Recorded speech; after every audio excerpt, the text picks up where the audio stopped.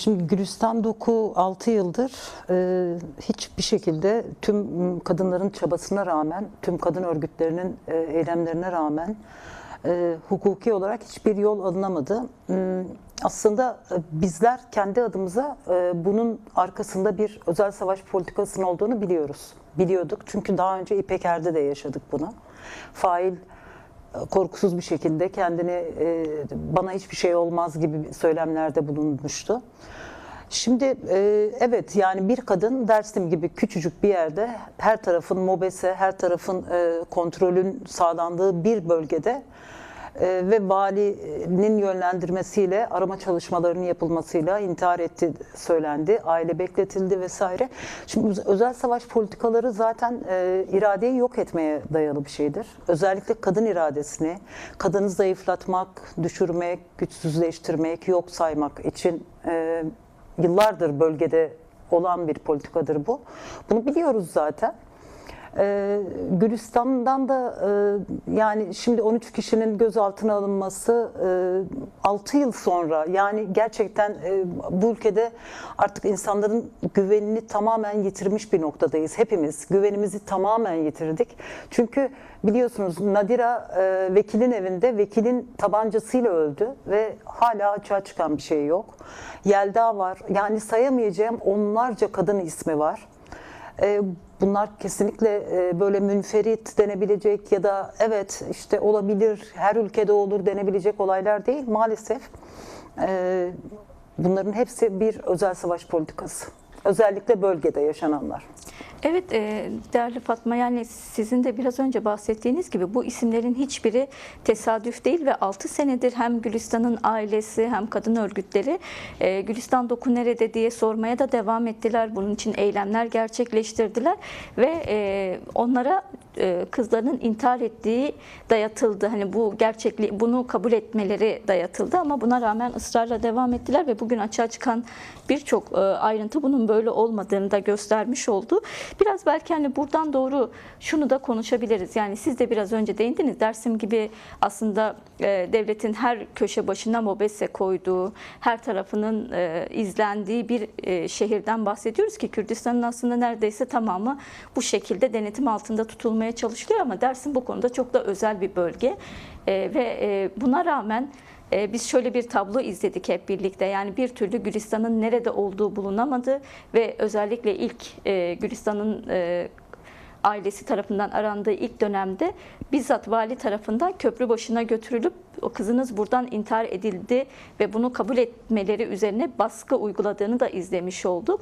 Biraz aslında bu yönüyle de belki tartışmak gerekiyor. Yani bu kadar devletin izlediği merkezlerde, izlediği noktalarda bile bu tür cinayetlerin yaşanıyor olması bize ne anlatıyor bu konuda? Şimdi zaten Gülistan'ın bir örneği de 2 yıl önce Rojin Kabayiş'te yaşandı. Yani öncelikle rektör kızınız intihar etti dedi.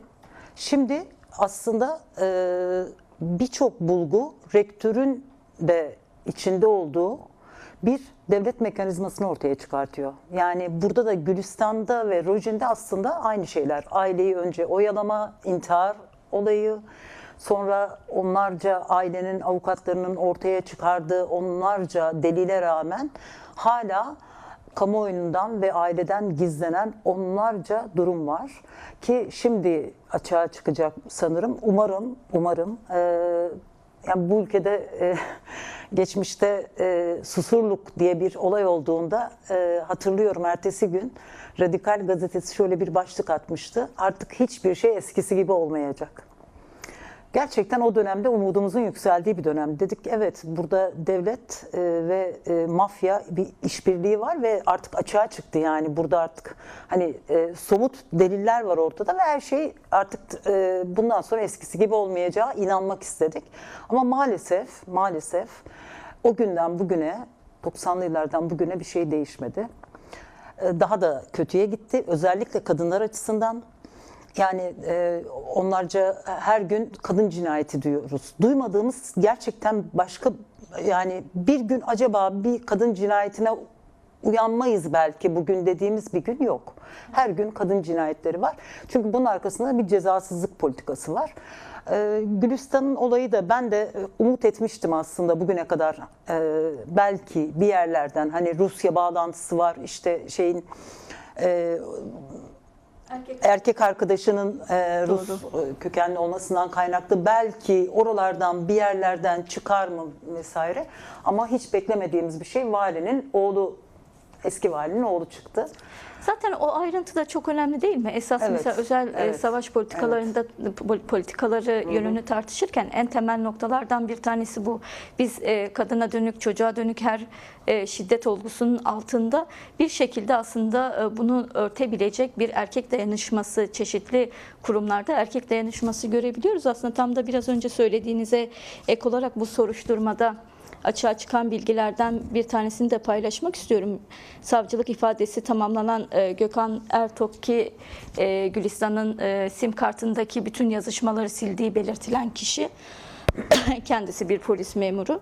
Vali Tuncay Sonel'in Gülistan'ın yazışmalarında bir şey varsa sil dediğini de ifade ediyor savcılık ifadesinde. Yine Evrensel Gazetesi, Sabah gazetesinin soruşturmada yeni ayrıntıları paylaştı. Bunlarla ilgili birkaç belki ayrıntıyı da verebiliriz. Çünkü özellikle yani bu cinayetin nasıl işlendiği, yani bir cinayet üzerinden tartışılıyor. Başta bir aslında intihar meselesi olduğu bilgisi dayatılmıştı ama şimdi bir cinayet meselesi üzerinden soruşturma yürütülüyor. Şöyle, gizli tanık Şubat Doku'nun rızası dışında darp edilerek cinsel saldırıya uğradığını öne sürdü. Yine Mustafa Turkay Sonel'in, ki Vali Sonel'in oğlu kendisi, Uzi ve akrep tipi silahla başından vurarak öldürdüğünü iddia etti. Yine Doku'nun cesedinin valinin koruması olan Şükrü Eroğlu ve bir korucu tarafından Sarı Saltuk Viyadüğü yakınlarında gömüldüğünü söyledi. Şimdi hani toplamda bu tabloya baktığımızda gerçekten isimlerin hiçbiri sıradan bir erkek değil. Yani hani Maalesef. burada bulunan bir ağ var aslında. Yani bir kadın cinayeti üzerinden kurulan bir ağ var. Üzeri örtülen, 6 yıldır üzeri örtülen bir cinayet var. Buradan doğru aslında şunu da sormak istiyorum. Yani bugün bütün bu bilgilerin tartışılıyor olması, siz Kadın Zamanı Derneği olarak aslında kadınlarla da sürekli temas halindesiniz. Bu tür şüpheli kadın ölümlerinin altından bu tür devlet kurumlarında var olan isimlerin çıkması kadınlarda nasıl bir güvensizlik duygusu yaratıyor?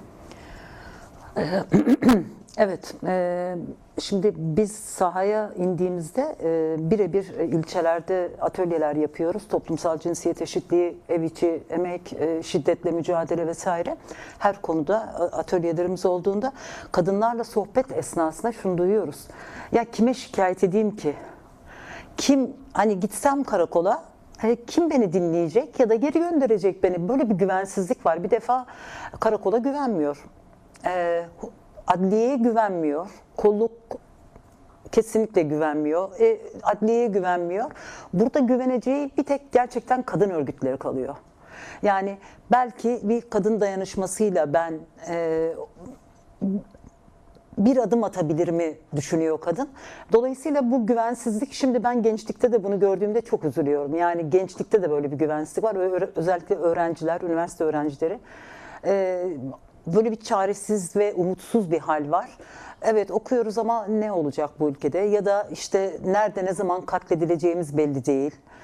Gece sokakta özgürce yürüyemiyoruz. Sürekli bir panik ve korku halindeyiz. Tabii bu sahada da gözlemlediğimiz durumlar bunlar. Evet.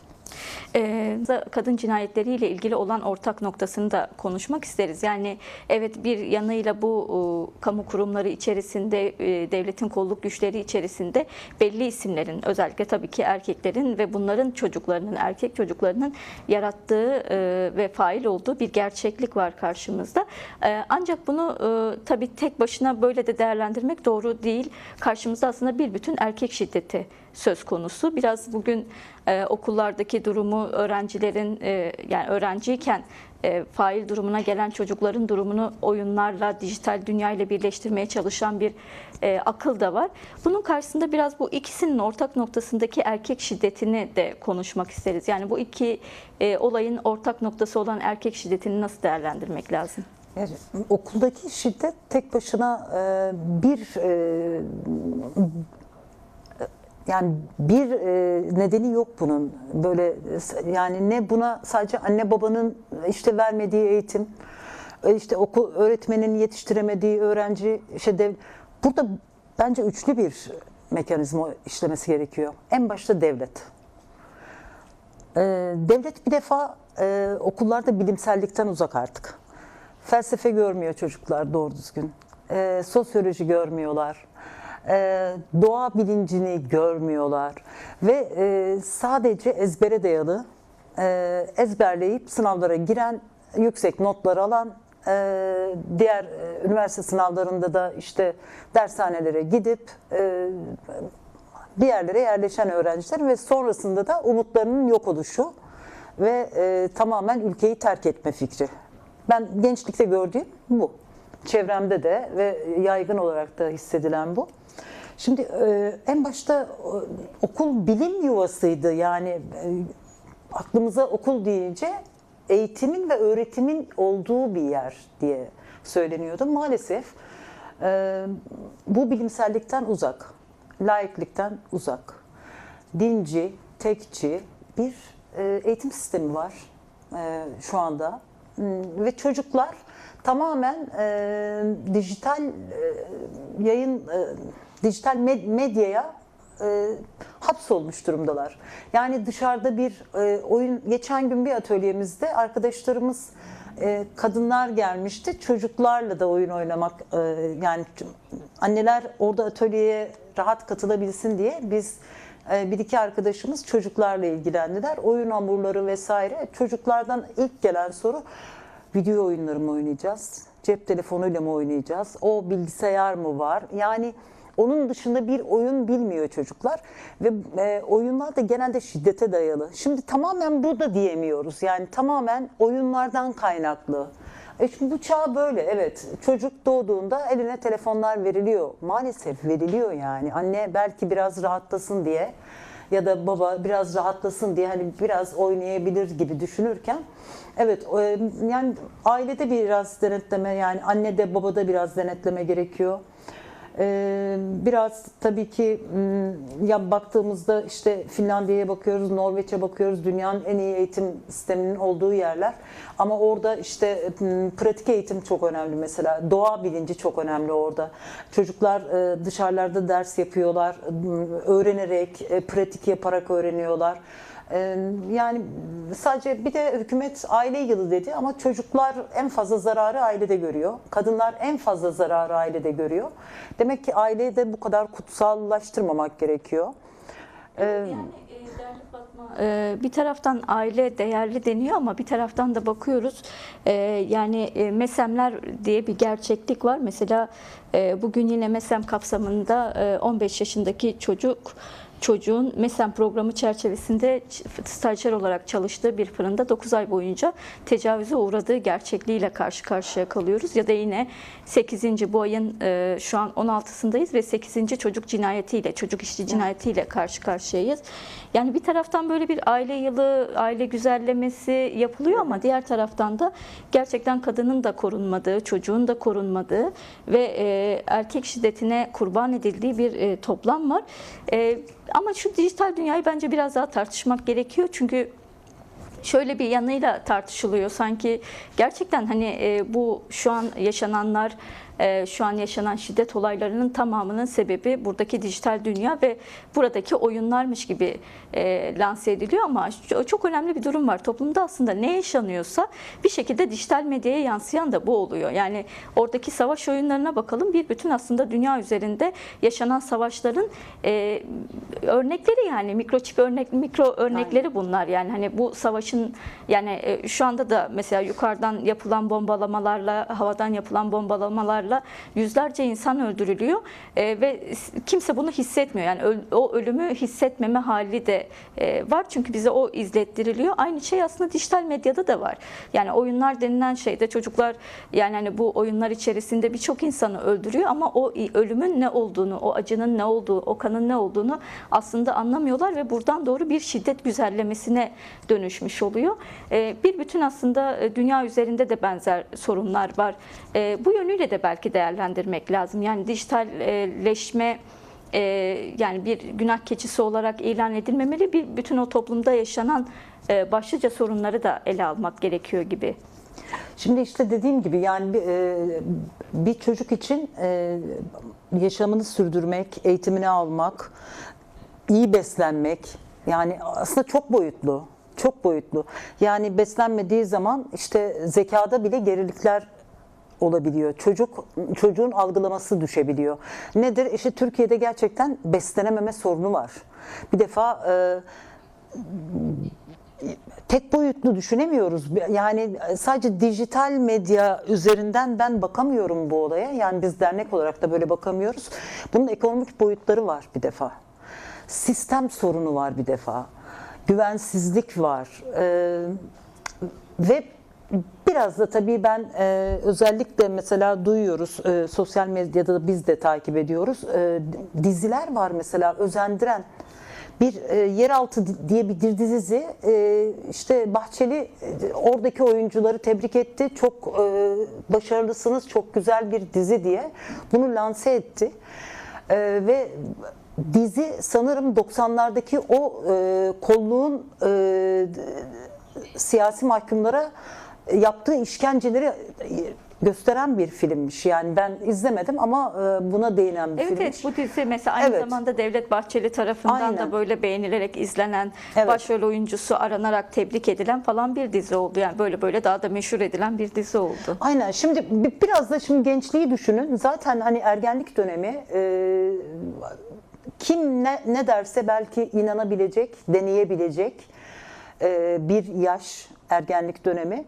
Dolayısıyla bir oyun gibi de geliyor. Silahı almak, insanları öldürmek bir oyun yani ya da burada bir popüler olma his. Şimdi tabii ben psikolog olmadığım için pedagojik olarak değerlendirmek doğru değil ama baktığımda tek yönlü değil bu yani. Sadece bir çocuğa, sadece anneye, sadece babaya yüklenecek bir durum değil bu. Çok kapsamlı, çok yönlü ama öncelikle bence burada bu olaylar yaşanıyorsa, bir ülkede bu tip olaylar yaşanıyorsa baş sorumlu hükümetin kendisidir. Evet. Çünkü hükümet politikaları bunu üretir. Yani bu dizileri, sosyal medyayı olabildiğince çocukların düzeyine indirmek gerekiyor. Yani var, tüm ülkelerde kullanılıyor ama şimdi internet dediğimiz olay çok muazzam bir şey aslında. Bütün dünyaya, her habere, her olaya hakimiz, yönetebiliyoruz. Ama bunu ergenlik yaşındaki bir çocuğa belki daha doğru kullanımı öğretmek gerekiyor. Yani her konuda niye baskı yaptılar? İşte sigara içilmesin dendi kapalı mekanlarda. İçilmiyor yani, bakın yasak kondu. Ha, ben yasaktan da yana değilim. Asla yasak ama bilinçli bir kullanıcı olmayı öğretmemiz gerekiyor aslında. Evet, öğretilmesi gerekiyor bize. Evet. Bunun bilinçli, nasıl biz interneti, medyayı nasıl kullanırız? Ya da işte mesela sabah programları yapılıyor, kadın programları. İtirazlar geldiğinde hemen o ulusal medya kanalları canım çok seçenek var, izlemesinler denebiliyor. Yani şimdi çok seçenek olmayabiliyor bazı evlerde. Antenler olmuyor, uydu sistemleri olmuyor vesaire. Mecbur kalıyor ve o gerçekten bomboş bir içerik. Hatta her şeyin normalleştiği bir ve kadınlar kendi aralarında bunu sürekli konuşuyorlar. Yani işte bugün burada ne oldu, şurada ne oldu, kim kiminle kaçtı, kim nereye gitti gibi. Oysa onun yerine daha böyle motive eden, güçlendiren, kadın dayanışmasını yükselten program verildiğinde, ya hiçbir şey yapamıyorsanız belgesel koyarsınız oraya. Evet. Yine o bomboş içerikleri medyada gösterilmesine engel olursunuz.